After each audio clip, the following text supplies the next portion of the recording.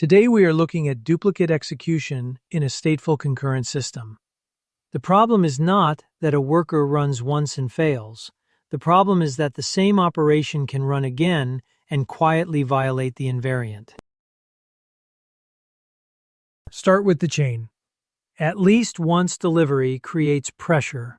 That pressure leads to double processing, and double processing can inflate side effects.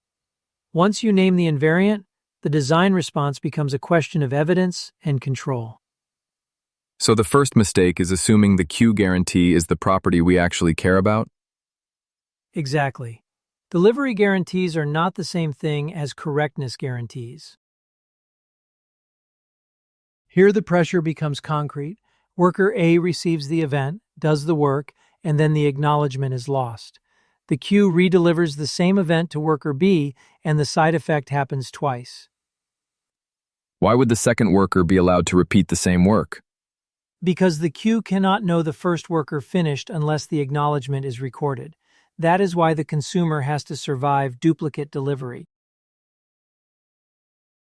The second view is the guard path. A worker claims the event, checks the idempotency store, and records the transition in the audit log before moving forward.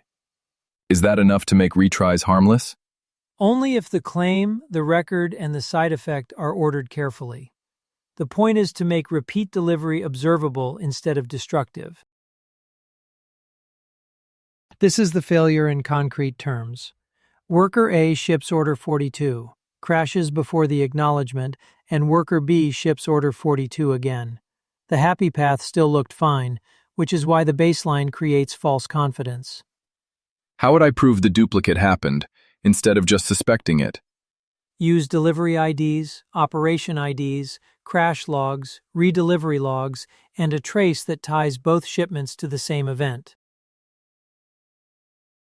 The second failure view explains the false confidence directly. A sequential test can pass once, but real pressure exposes duplicate execution and violates the invariant. So the sequential test was never proving the property we needed. Right. It only proved that one clean run succeeded. It did not prove the system tolerated repetition. So the next question is, what protects the invariant? An idempotency key, a durable completion record, or another guarded transition lets the handler decide once and avoid inflating the external effect. Isn't adding a guard always the right answer? Not always. It improves safety, but it also adds storage, state modeling, and more handler logic. The retry safe pattern makes the mechanism explicit.